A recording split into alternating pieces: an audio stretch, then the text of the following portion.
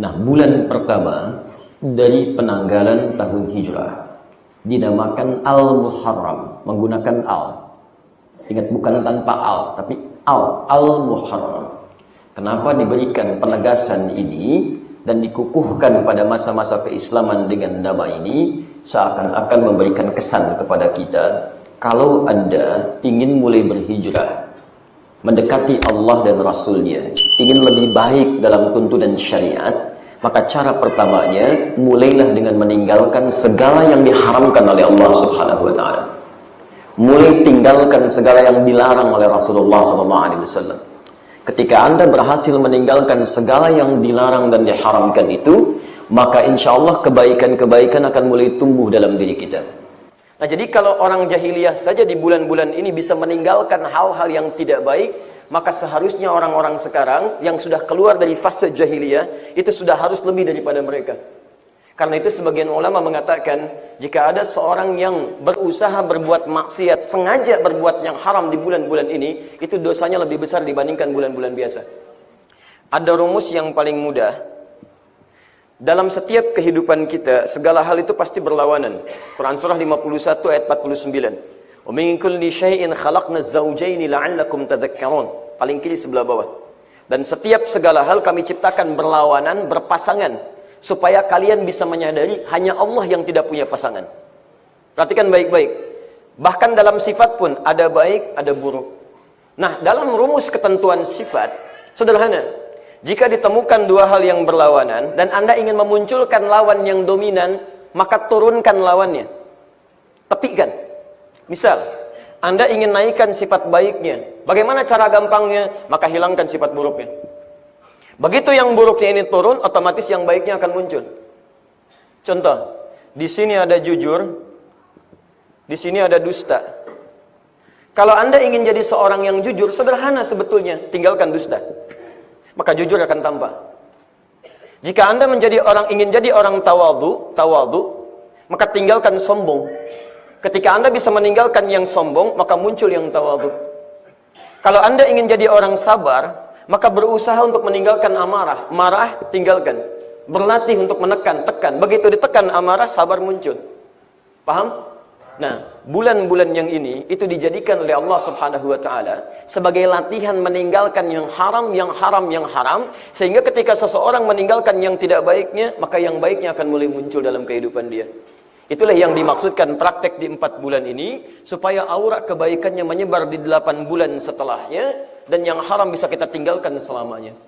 Bismillahirrahmanirrahim. Assalamualaikum warahmatullahi wabarakatuh. Bahkan ketetapan ini sudah berlangsung sejak langit dan bumi diciptakan. Pernah dulu ada orang-orang yang mencoba menjadikan setahun 13 bulan. Mereka kembalikan lagi karena sistemnya tidak bekerja dengan baik.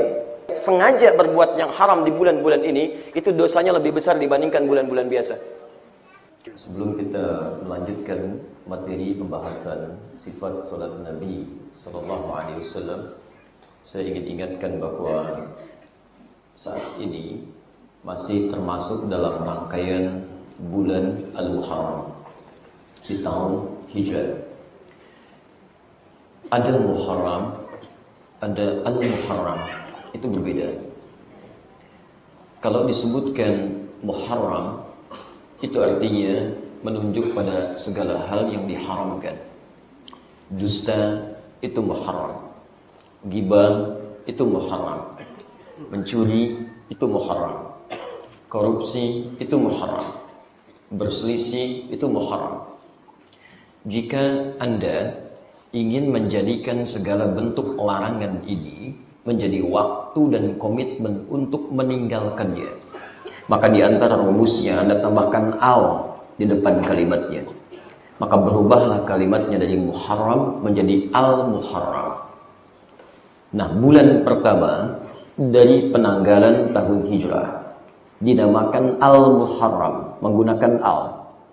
Ingat, bukan tanpa al, tapi Al-Muharram. Kenapa diberikan penegasan ini dan dikukuhkan pada masa-masa keislaman dengan nama ini? Seakan-akan memberikan kesan kepada kita, kalau Anda ingin mulai berhijrah, mendekati Allah dan Rasul-Nya, ingin lebih baik dalam tuntunan syariat, maka cara pertamanya, mulailah dengan meninggalkan segala yang diharamkan oleh Allah Subhanahu wa Ta'ala. Mulai tinggalkan segala yang dilarang oleh Rasulullah SAW. Ketika Anda berhasil meninggalkan segala yang dilarang dan diharamkan itu, maka insya Allah kebaikan-kebaikan akan mulai tumbuh dalam diri kita. Saya mau tunjukkan beberapa yang unik, yang ini jarang dibahas. Tapi nanti ada pendekatan-pendekatan ilmiah untuk mengkajinya. Baik, mari kita lihat. Bapak dan Ibu sekalian, Quran surah ke-9 ayat 36. Saya ingin ingatkan sebentar ya, supaya kita fokus nanti dan memahami. Saya inginkan setiap waktu kita paham tentang konsep ini. Quran surah 9 At-Taubah ayat 36. Ayat ini ingin menegaskan ketetapan Allah bahwa 1 tahun itu ada 12 bulan.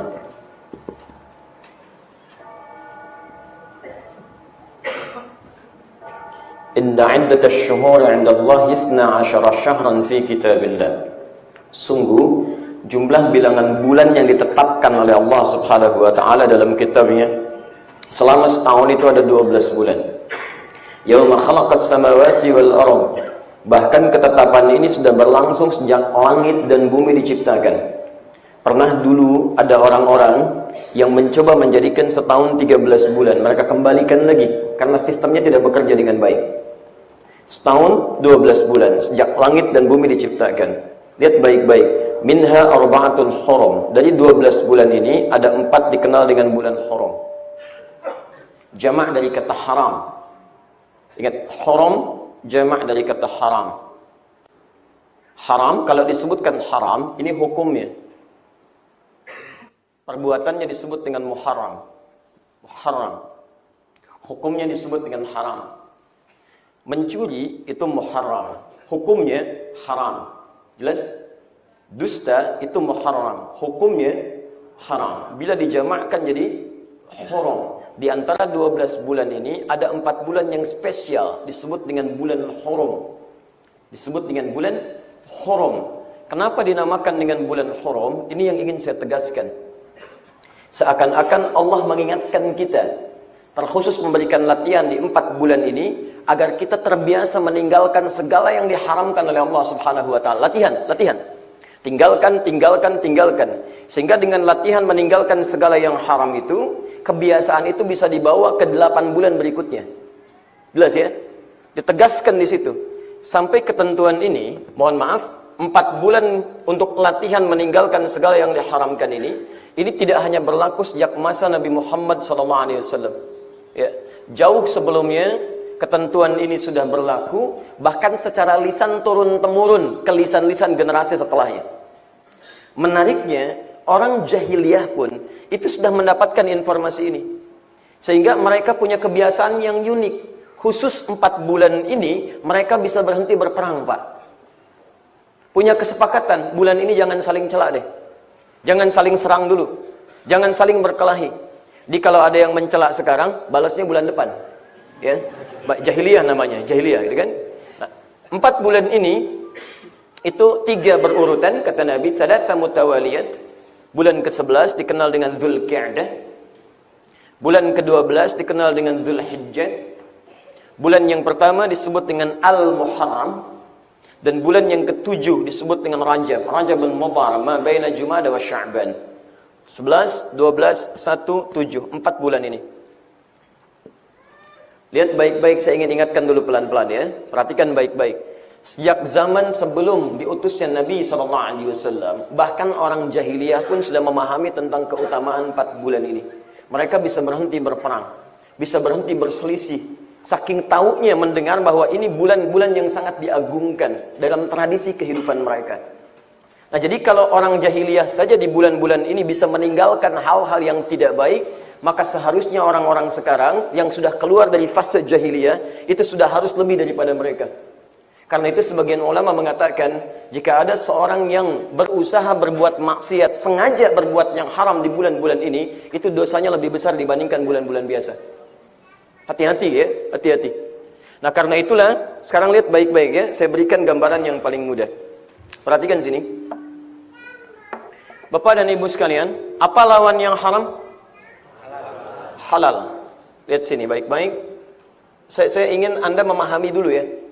Saya tidak suka hanya sekedar dengar informasi, tapi tidak paham substansinya. Kalau sudah paham substansinya, maksudnya apa, mudah kita menerapkan dalam kehidupan, itu poinnya. Haram, lawannya halal. Haram baik tidak? Tidak. Berarti haram itu buruk. Halal baik tidak? Baik. Apa lawan yang buruk? Baik. Sekarang perhatikan baik-baik. Ada rumus yang paling mudah. Dalam setiap kehidupan kita, segala hal itu pasti berlawanan. Quran surah 51 ayat 49. Wa min kulli syai'in khalaqna az-zawjayn la'allakum tadhakkarun. Paling kiri sebelah bawah. Dan setiap segala hal kami ciptakan berlawanan, berpasangan, supaya kalian bisa menyadari hanya Allah yang tidak punya pasangan. Perhatikan baik-baik. Bahkan dalam sifat pun ada baik, ada buruk. Nah, dalam rumus ketentuan sifat sederhana. Jika ditemukan dua hal yang berlawanan dan Anda ingin memunculkan lawan yang dominan, maka turunkan lawannya. Tepikan.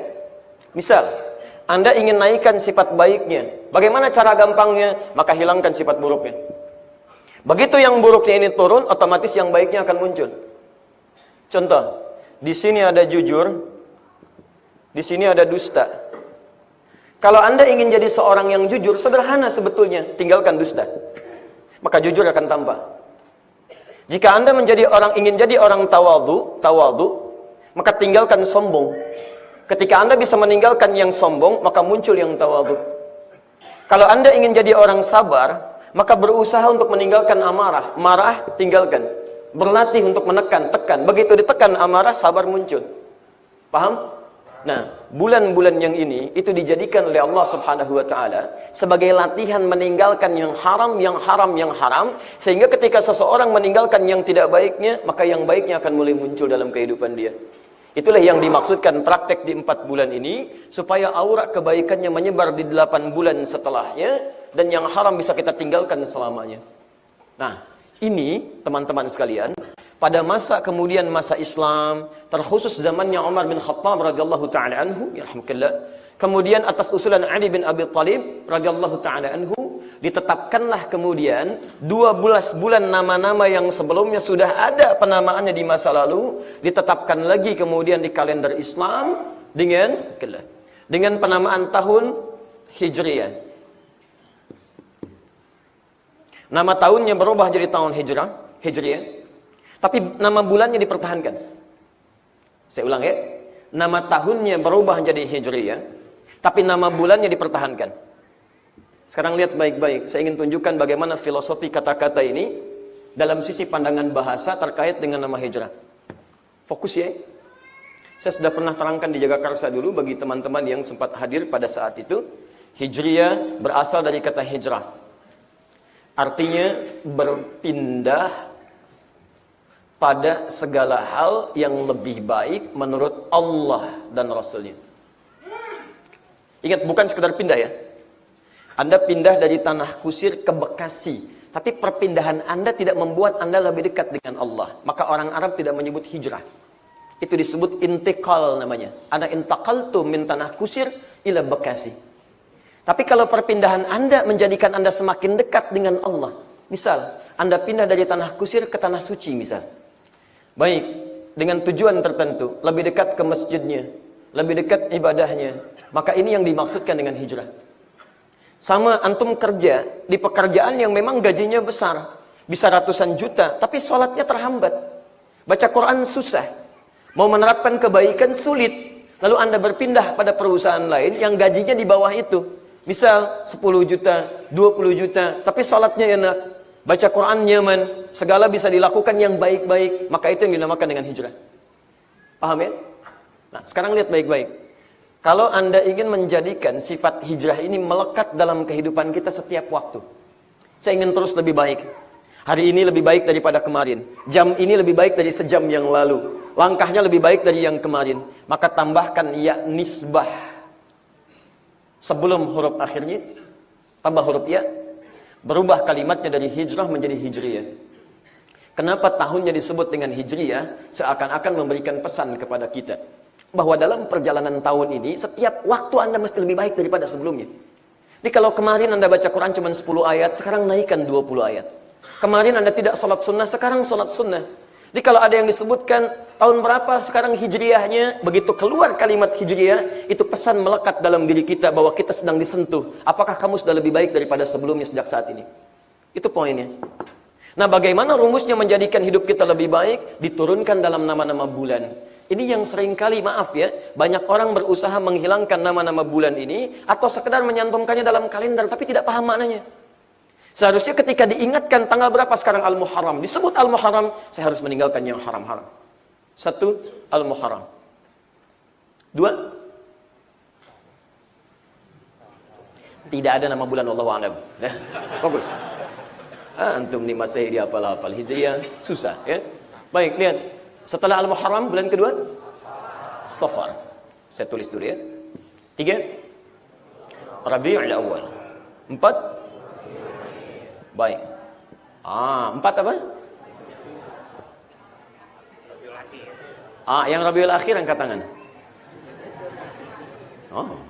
Rabiul Tsani? Baik, sisanya Allahu a'lam. Rabiul Akhir, bukan Rabiul Tsani ya, Rabiul Akhir. Karena kalau ada Tsani, nanti dalam bahasa Arab berarti ada Tsalits, ada Rabi, ada Khamis, Rabiul Akhir. Baik. Yang kelima, Jumadil Awal. Jumadil Awal atau Jumadil Ula? Jumadil Awal, angkat tangan. Kenapa? Tanya ramai, angkat tangan nggak ada. Cuma angkat tangan aja. Ya, pahala belum tentu dapat, dosa juga enggak. Ayo, Jumadil Ula angkat tangan. Baik, Masya Allah, Alhamdulillah. Yang benar, dua-duanya salah. Bukan Jumadil Ula, bukan Jumadil Awal. Yang benar Jumadal Ula. Jumada, bukan Jumadi. Gak pakai O, Jumada. Nanti kita terangkan. Kalau Jumadi, itu orangnya. Betul, itu orangnya. Tapi nggak ada hubungan dengan bahasa kita.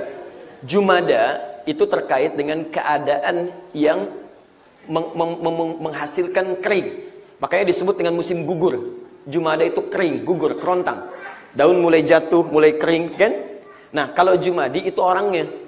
Susah senyum, kering, kan? Susah nyapa. Kayaknya orang Arab walaupun namanya Hasan tapi senyumnya susah. Jumadi, gitu kan? Tapi tidak ada kaitan ya dengan arti Indonesia. Ini ke sini. Jumadal Ula, bulan ke-6. Sudah nggak usah ngarang ya. Jumadal Akhirah. Jumadal Akhirah. Bulan ke-7 Rajab. Ke-8 Sya'ban. 9 Ramadan. 10 Masya Allah. 11 Dzulqa'dah atau Dzulqa'idah? Yang Dzulqa'idah angkat tangan. Baik, yang Dzulqa'dah? Baik, dua-duanya salah. Yang benar Dzulqi'dah. Baik. Tuh, saking kagetnya susah dihapus. Dzulqi'dah, Qi'dah bukan Qa'dah, tahan. Qi'dah. Dzulqi'dah. Nanti saya terangkan apa bedanya Qa'dah dengan Qi'dah. Pelan-pelan. 12 Dzulhijjah. Dzulhijjah. Perhatikan baik-baik. Fokus. Pertama Al-Muharram.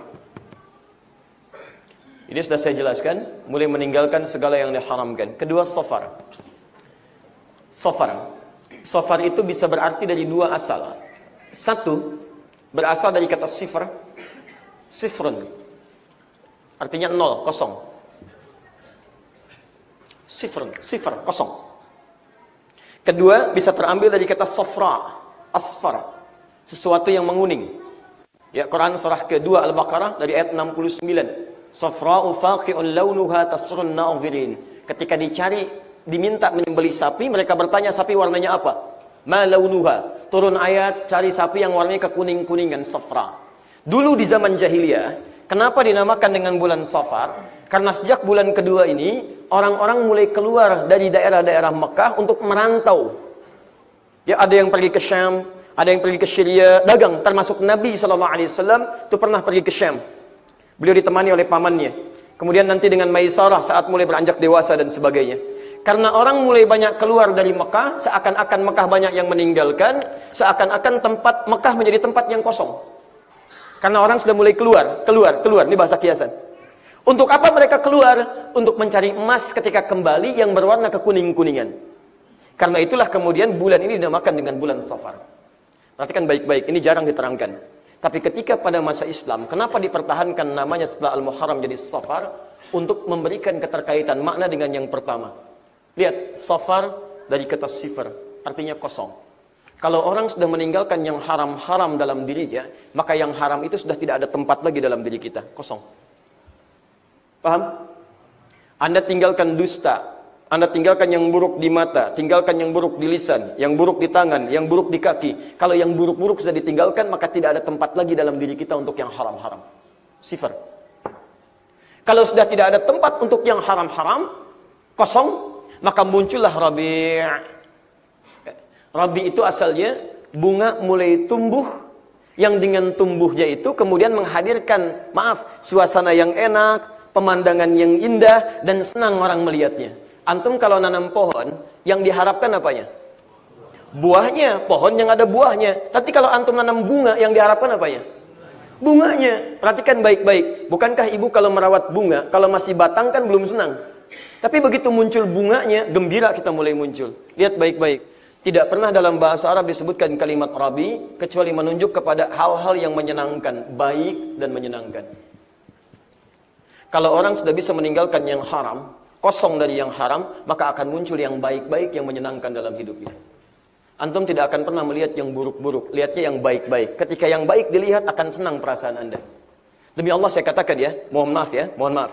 Kalau antum terbiasa melihat yang tidak baik, melihat yang baik-baik akan senang. Lihat orang taklim, nggak ada sentuhan. Lihat orang ke masjid, nggak ada getaran. Dan anehnya kadang tidak senang dengan itu. Ngaji yuk, sok soleh. Oh, Masya Allah, luar biasa. Ya. Tuh. Tapi sebaliknya, kalau yang haram sudah ditinggalkan, maka yang baik-baik akan muncul, dan Anda sudah nggak suka melihat yang tidak baik. Silahkan cek, gampang ya. Kalau Anda ingin mengecek Anda orang baik atau bukan, tinggal dilihat aja. Kalau Anda benci pada yang maksiat dan senang pada yang baik-baik, yang dihalalkan oleh Allah, itu tandanya ada kebaikan dalam diri Anda.